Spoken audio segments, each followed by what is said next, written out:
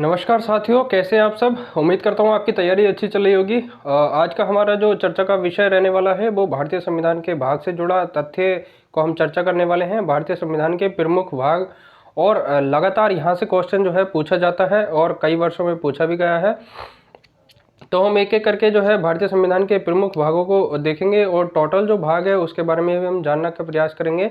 तो यहाँ ये क्लियर हो जाता है कि जो भारतीय संविधान के भाग हैं वहाँ से क्वेश्चन आता है। देखने में ये टॉपिक बहुत आसान लग रहा है और कुछ भागों के बारे में आपने सुना भी होगा, जैसे कि आप जानते हैं कि जो फंडामेंटल राइट है या डीपीएसपी है, directive principle of state policies, उसको लेकर जो है क्वेश्चन सीधे आने की संभावना रहती है। लेकिन हमको ये भी जानना जरूरी है कि कौन से भाग में क्या निहित नहीं है, ठीक है।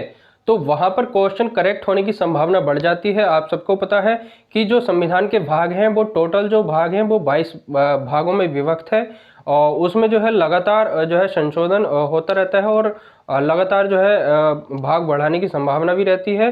तो यहाँ हम देखने का प्रयास करें तो शुरू से 1 से लेकर हम 22 भागों तक हम चर्चा करने वाले हैं, कैसे जो है संविधान के भाग में कौन सी चीज़ किस में डिफाइन है। तो वहाँ पर जो है क्वेश्चन बढ़ने की संभावना हो जाती है। और मैं साथ साथ आपको ये भी बताऊंगा कि इसमें से कौन से भाग में आपको ज़्यादा ध्यान रखना जरूरी है, ठीक है। जैसे एक क्वेश्चन बार बार रिपीट होता है, कई एग्जाम में पूछा जाता रहा है और लगातार जो है क्वेश्चन यह आने की संभावना बनी रहती है। जैसे कि आपको सबको पता है कि जो हमारा 73वां संविधान संशोधन है उसमें जो है पंचायत के बारे में चर्चा की गई है, पंचायत को लेकर जो है चर्चा की गई है। और 74वां संविधान संशोधन उसमें हमारी चर्चा की गई है नगर पालिका यानी कि जो नगरीय शासन है उसके बारे में चर्चा की गई है। और इसके अलावा हम देखें तो शुरू से लेकर 1 से लेकर 22 भागों में विभक्त है। तो सबसे पहला जो भाग है वो है हमारा संघ और उसका राज्य क्षेत्र, ठीक है। संघ और उसका राज्य क्षेत्र हो गया, ठीक है। भाग 1 में निहित है संघ और उसका राज्य क्षेत्र। दूसरे में हमारी हो जाएगी नागरिकता, दूसरे भाग में नागरिकता निहित है। तीसरे भाग में अगर हम देखें तो तीसरे भाग में आप सबको पता है कि जो फंडामेंटल राइट है वहाँ से क्वेश्चन आता है, हर बार फंडामेंटल राइट से क्वेश्चन आने की संभावना रहती है। तो तीसरे भाग में हमारे निहित है फंडामेंटल राइट यानी कि मौलिक अधिकार। मौलिक अधिकार इस मायने में क्योंकि यहाँ से क्वेश्चन लगातार पूछा जाता है, ठीक है। चौथा भाग हो गया हमारा डीपीएसपी यानी कि नीति निदेशक तत्व। एक राज्य की नीति के निर्माण के लिए नीतियों का बनना बहुत जरूरी है। लोगों के हितों के कल्याण को बढ़ावा देने के लिए नीति निर्माण का जो है कार्य किया जाता है, नीतियों का निर्माण किया जाता है। नीति निदेशक तत्व यानी कि ये विधियों के बनाने में और नीतियों के निर्माण में सहायक होते हैं। चौथा हो गया हमारा नीति निदेशक तत्व। चौथा ए है हमारा यानी कि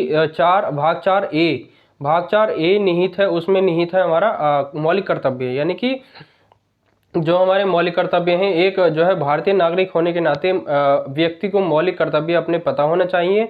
और इसके अलावा हम अगर देखें जो 5वां भाग है हमारा वो संघ से जुड़ा हुआ भाग है यानी कि उसमें संघ से जो केंद्र की शासन प्रणाली है उससे जुड़ी बातें जो है इसमें शामिल हो जाती हैं। इसके अलावा भाग 6 देखें तो ये है भाग 6 जो है वो है हमारा राज्य से जुड़ा हुआ भाग है। और भाग 7 अगर हम देखें तो वह निर्सित है, वह निर्सित भाग है, ठीक है। तो भाग 8 देखने की कोशिश करें तो उसमें हमारा यूटी शामिल हो जाए यानी कि जो है संघ राज्य क्षेत्र के जो केंद्र शासित प्रदेश होते हैं यूटी उसमें शामिल हो जाएगा। तो भाग 8 हो गया हमारा। यहाँ भाग 9 देखें तो यह है पंचायत। इसमें पंचायत की बात की गई है यानी कि पंचायत की बात हो रही है। तो यहाँ पर पंचायत की बात हो रही है तो भाग 9 में पंचायत हो जाएगा। तो भाग 9 में पंचायत हो गया। 9A यानी कि 9K में क्या शामिल है और नगर पालिका। नगर पालिका किस वाले भाग में है, 9A में शामिल है। तो 9A के बाद 9B यानी कि 9ख में शामिल है आपका सहकारी समिति, ठीक है। 9ख में शामिल है सहकारी समिति। भाग 10 में शामिल है उसका SC/ST क्षेत्र शामिल है, ठीक है। जो SC/ST है यानी कि अनुसूचित और जनजाति क्षेत्र आपका भाग 10 में शामिल है। भाग 11 में क्या शामिल है, भाग 11 में आपका जो केंद्र संघ और राज्यों के बीच संबंध होते हैं यानी कि केंद्र और राज्य के बीच संबंध जो होंगे वो हमारे किस में शामिल है, भाग 11 में शामिल है, ठीक है। तो भाग 12 देखने का प्रयास करें तो भाग 12 में निहित है बाद, वित्त और संपत्ति से जुड़ी बात शामिल है। ठीक है, यहाँ ये बात क्लियर हो जाती है। तो मैं आपको ट्रिक भी बताऊंगा, जो आपको भाग याद ना होते हो या फिर उनको याद करने में थोड़ी जटिलता आती है, तो उसके बारे में भी हम जो है बात करेंगे। तो भाग 12 हो गया हमारा बाद, वित्त और संपत्ति से जुड़ी बात। और भाग 13 में क्या शामिल है? भाग 13 में शामिल है हमारा जो व्यापार वाणिज्य समागम की बात की जा रही है। ठीक है, भारत के राज्य क्षेत्र के भीतर व्यापार वाणिज्य समागम की बात की जा रही है भाग 13 में। भाग 14 में क्या है? भाग 14 में केंद्र राज्य के अधीन सेवा है। ठीक है, सेवा करके आप याद कर सकते हैं। 14A में है हमारा अधिकरण। ठीक है, 14A में क्या है? अधिकरण। भाग 15 में है निर्वाचन। ठीक है, तो भाग 15 में निर्वाचन हो गया। 16 में है हमारा कुछ वर्गों के साथ विशेष जो है विशेष उपबंध किया गया कुछ वर्गों के लिए। भाग 17 है हमारा राजभाषा से संबंधित है। और भाग 18 है हमारा आपातकाल से जुड़ा भाग। ठीक है, भाग 19 हो गया हमारा प्रकीर्णन। ठीक है, तो यहाँ ये बात क्लियर हो गई। तो यहाँ पर हमने देखा कि किस तरह से क्रमवार हम अध्ययन कर रहे हैं, भागों को जानने का प्रयास कर रहे हैं। तो क्वेश्चन जो है सामने से सीधे आता है। क्वेश्चन आयोग वहां से बनाता है जहां फंसने की संभावना होती है, जहां कैंडिडेट को कैसे फंसाया जा सकता है। तो यहाँ पर ये बात हो गई। अगर हम भाग 20 के बारे में जानने का प्रयास करें तो भाग 20 में है हमारा संविधान का संशोधन। और भाग 21 के बारे में बात करें तो यहाँ संक्रमण जो है संक्रमण कालीन उपबंध की बात की जा रही है। ठीक है, तो भाग 20 हो गया संशोधन, भाग 21 हो गया जो है संक्रमणकालीन उपबंध, और भाग 22 हो गया हिंदी प्राधिकृत पाठ से संबंधित। ठीक है, तो यहाँ हम कुल मिलाकर देख रहे हैं 22 भाग हो गए हैं। ठीक है, 22 भागों में हम कैसे जो है चीज़ों को समझ सकते हैं, जान सकते हैं। क्वेश्चन जो है सीधा आता है, क्वेश्चन सीधा आता है तो आप उसको डील करने की स्थिति में होने चाहिए। उसके अलावा आपको बता दें कि क्वेश्चन वहाँ से ज़्यादा आने की संभावना रहती है जहाँ कैंडिडेट को रिकॉल करने में, क्वेश्चन को या फिर तथ्य को रिकॉल करने में जटिलता आती है, यानी कि ज़्यादातर कैंडिडेट को उसके बारे में पता नहीं होता। तो आयोग वहाँ से क्वेश्चन बनाता है। जैसे भाग 17 से क्वेश्चन आता है। तो ये बात हमें ज्ञात है कि जो भाग 17 है, भाग 17 में क्या बात शामिल है? राजभाषा शामिल है। ठीक है, जो भाग 18 है वो आपातकाल से जुड़ा है। तो मैं आपको कुछ ट्रिक भी बताने जा रहा हूँ। इसके साथ साथ हम एक एक करके सारे भाग यहाँ लिखने की कोशिश करेंगे और समझते हुए आगे बढ़ेंगे। यहाँ आपको मैंने बताया कि जो भाग हैं हमारे वो किस तरह से संविधान में डिफाइन किए गए हैं। तो अभी हम चर्चा करते हैं भाग, उसको जो है लिख लेते हैं। तो आप चाहें तो इसको भी नोट कर सकते हैं और बाकी सुन सकते हैं आप, तो और भी बेहतर होगा।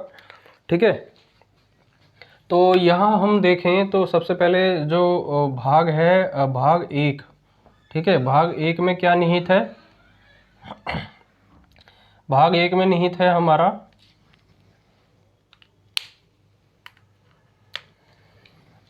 संघ और उसका राज्य क्षेत्र। ठीक है, संघ और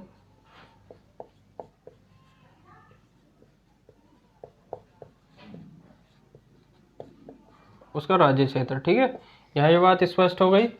तो भाग 2 के बारे में अगर हम देखें,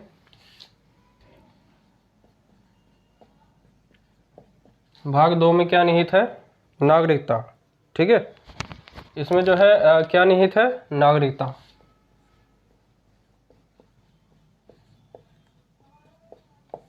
नागरिकता है। यहाँ भाग 3, 4, 5, 6, 7,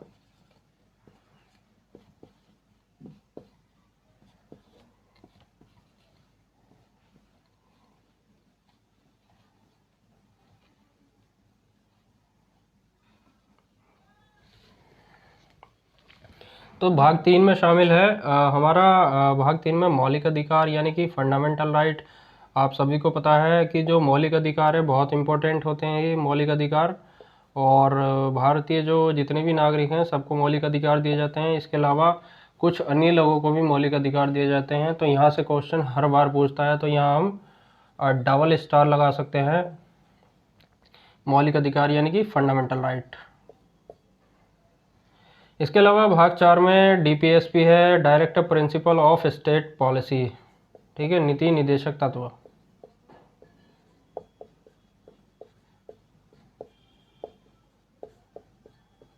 यहाँ ये बात हो गई। भाग 5 में अगर हम देखें तो यहाँ संघ की बात की जा रही है। ठीक है, संघ की बात हो रही है। और यहाँ हो गया हमारा राज्य, लेकिन हम यहाँ चौथा ए जो है लिखना भूल गए, तो यहाँ पर हम लिख देंगे भाग 4A में, 4A में शामिल है मौलिक कर्तव्य। तो यहाँ 6 में हो गया हमारा जो है राज्य की बात हो रही है। 7वां जो है निरसित है, 7वां निरसित है। 8वां भाग जो है हमारा, ठीक है, ये यूटी है, ठीक है, संघ राज्य क्षेत्र।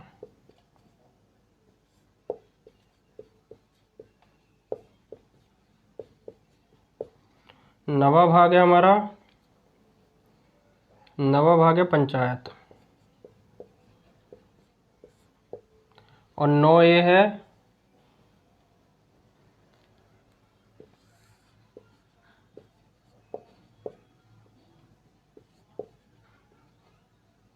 नो बी है, 9A में शामिल है नगर पालिका।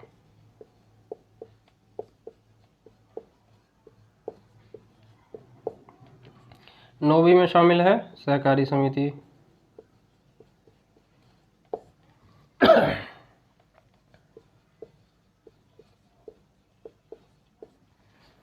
भाग 10 में शामिल है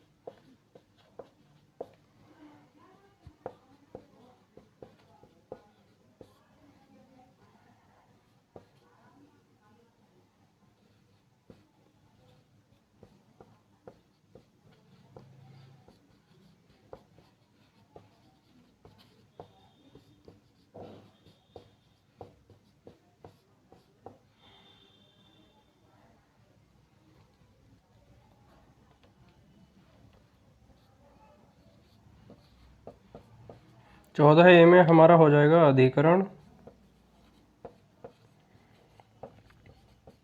ठीक है। 14 में हो गया हमारा केंद्र राज्य के अधीन सेवाएं, 14A में हो गया हमारा अधिकरण। भाग 15 में अगर हम देखें तो भाग 15 में निहित है हमारा निर्वाचन,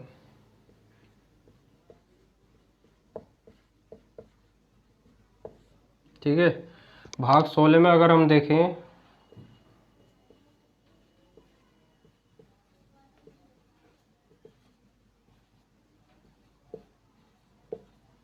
भाग 16 में अगर हम देखें तो यह हो जाएगा कुछ वर्गों के लिए विशेष उपबंध।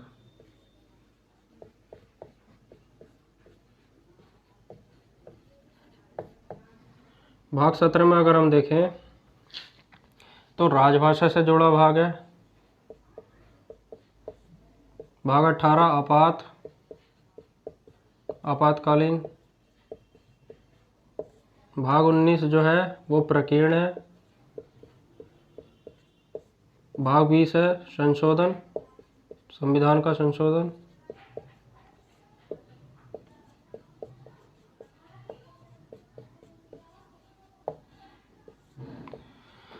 भाग 21 है हमारा संक्रमणकालीन उपबंध अस्थायी।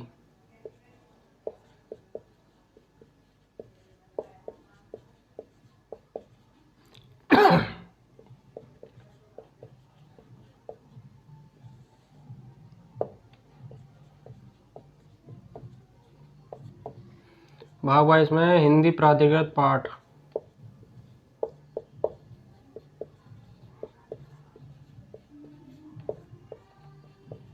ठीक है, तो यहाँ ये बात स्पष्ट हो गई। तो हम देखने का प्रयास करें तो जैसे किसी को बारवा याद नहीं होता तो बारवा जो भाग है संविधान का उसमें ये बात निहित है कि बा से 12 भाग हो रहा है। 12 तो बा से बाद आ जाएगा, तो यहाँ हम ऐसे करके याद कर सकते हैं। बा से 12, बा से बाद वित्त संपत्ति की बात हो रही है।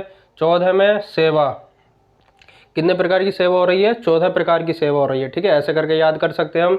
तो ये इसकी ट्रिक है। 14 में सेवा, 14 ए में अधिकरण। ठीक है, जो ए में अधिकरण हो गया। इसके अलावा भाग 3 तो सबको पता ही है कि भाग 3 में जो है निहित है आपका फंडामेंटल राइट। भाग चौथे में डीपीएसपी, यानी कि यहाँ जो है चार ये आ रहे हैं डीपीएसपी।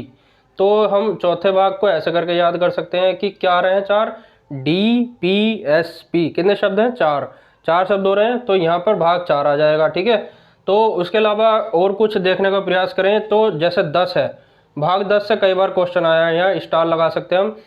तो भाग 10 में निहित है 10 का SC ST, 10 SC ऐसे करके याद कर सकते हैं हम। 10 SC यानी कि 10 भी आ रहा है और वहाँ पे 10 SC आ रहा है। ठीक है, तो S का अंतर आ रहा है। ठीक है, इसकी बात हो रही है तो 10 SC करके याद कर सकते हैं, अनुसूचित एवं जनजाति क्षेत्र। ठीक है, SC ST क्षेत्र की बात हो रही है। भाग 11 संघ और राज्य के बीच संबंध। ठीक है, जो है एक संबंध हो गया केंद्र का, एक हो गया राज्य का। ठीक है, तो यहाँ दोनों की बात हो रही है, तो यहाँ 11 आ रहा है, एक एक करके आ रहा है, तो यहाँ ऐसा करके याद कर सकते हैं हम। 7 लास्ट में तय आ रहा है, यहाँ लास्ट में तय आ रहा है निर्सित, 7 निर्सित, ऐसे करके याद कर सकते हैं। ये इसकी ट्रिक है। ठीक है, इसको आप याद कर सकते हैं। 5 जो है सबसे पहले ध्यान रखना। चौथा यहाँ पे जैसे आप याद कर लोगे चौथा, तो यहाँ पर ये बात क्लियर हो जाती है कि भाग जो 5 है, भाग 5 जो है पहले क्या आएगा? भाग 5 यानी कि पहले केंद्र आ रहा है, संघ आ रहा है, उसके बाद जो है छठे पर राज्य आ रहा है, ऐसे करके याद कर सकते हैं हम। तो उसके अलावा कुछ और चीज़ अगर हम देखें, जैसे निर्वाचन, जैसे कि आप वोट कितने तारीख को दे रहे हैं, तो मान लीजिए 15 तारीख को वोट देना है, ऐसे करके याद कर सकते हैं हम। जो 15 तारीख को निर्वाचन है या ऐसे करके याद कर सकते हैं, तो 15 निर्वाचन। ठीक है, ऐसे करके याद कर लेंगे। उसके अलावा जो भाग 18 है, भाग 18 से क्या आ रहा है? पहले आ, यानी कि A18 आ शब्द से शुरू हो रहा है। ठीक है, तो यहाँ आ शब्द आ रहा है, तो आपातकालीन जो है बात हो रही है। ठीक है, आ से 18, आ से आपातकालीन, तो ऐसे करके याद कर सकते हैं हम इसको। उसके अलावा कुछ और चीज़ें हैं, जैसे क्वेश्चन जो ज़्यादा आने की संभावना रहती है, एक तो इससे आता है, एक इससे आता है, कई वर्षों में पूछा गया है क्वेश्चन, और एक आता है फंडामेंटल राइट और डीपीएसपी से। ठीक है, यहाँ हम डबल स्टार लगा सकते हैं क्योंकि यहाँ से क्वेश्चन ज़्यादा आने की संभावना रहती है। 9A 9B, ये ध्यान रखना, नगर पालिका का 9A है और 9B है हमारा सहकारी समिति। ठीक है, तो पंचायत किसमें है? यहाँ से क्वेश्चन कई बार पूछा गया है। ठीक है, कई बार पूछा गया है। भाग 9 में क्या निहित है? पंचायत। ठीक है, पंचायत निहित है। तो पंचायत को आप कैसे याद कर सकते हैं? पंचायत को याद करने का तरीका ये है कि जब आप देखेंगे कि जो 73वां संविधान संशोधन है वो जब लाया गया तो उसमें क्या निहित था कि जो पंचायत दिवस है वो 24 अप्रैल को मनाया जाता है। 24 अप्रैल जो है 1992, यानी कि उसमें जो है 9 शामिल हो रहा है। ठीक है, 1992 में ये जो है बात हो रही है, तो वहाँ पर 9 शामिल हो रहा है। तो ये 73वां संविधान संशोधन के द्वारा लाया गया, तो उसमें 9 है, तो यहाँ पर ये बात क्लियर हो जाएगी, इसमें भी 9वां भाग आएगा। ठीक है, भाग 9 में क्या है? पंचायत। ठीक है, ऐसे करके याद कर सकते हैं। तो हमने यहाँ पर टोटल जो है 22 भागों को देख लिया है। उसके अलावा हमने कुछ ट्रिक भी देख ली हैं। तो यहाँ पर ये बात स्पष्ट हो जाती है कि आप चाहें तो वीडियो को बार बार देख सकते हैं और सुन सकते हैं। इसके अलावा आप खुद ट्राई करिए, आप जो है थोड़ा सोचने की कोशिश कीजिए, विश्लेषण करने की कोशिश कीजिए और ट्रिक बनाने की कोशिश कीजिए, थोड़ा क्रिएटिव माइंड का जो है प्रयोग करिए।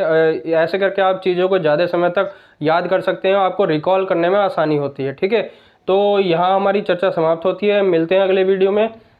अगर आपको वीडियो अच्छी लगी है तो लाइक करिए, शेयर करिए और सब्सक्राइब करिए।